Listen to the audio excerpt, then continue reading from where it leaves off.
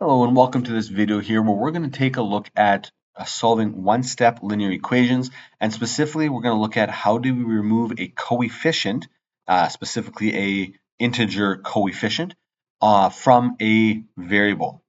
When we're solving one-step linear equations, or really any linear equations, we are trying to isolate the variable and get it all by itself so that we can figure out what it's equal to. In this case here, we want to know what value of d will make this equation work.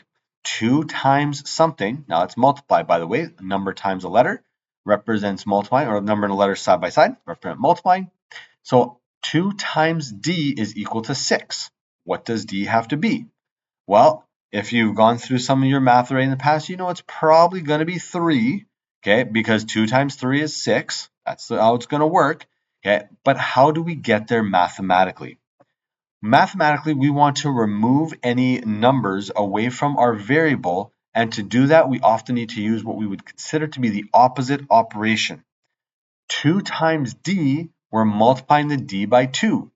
What is the opposite operation of multiplying? It's dividing. So if we multiply by 2 and then divide by 2, it's going to cancel out. Okay. Now, if we do it to one side there, we have to do it to the other side as well. Actually, all the other terms.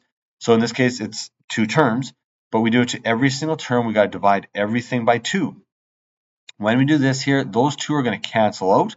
It's going to get just d because 2 divided by 2 is 1, so we're left with 1d, and 6 divided by 2 is 3. So in this case here, our d value is 3. Let's look at a second example here. We have 25 is equal to negative 5p. Well, what number times negative 5 is going to give us 25 or positive 25? It's also negative 5. How do we do this mathematically?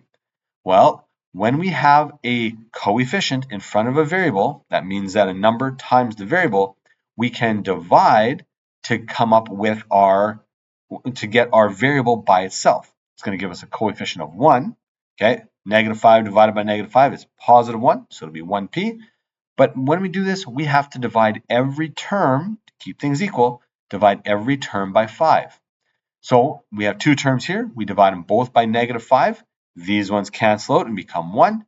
And so we know that our p-value is equal to negative 5.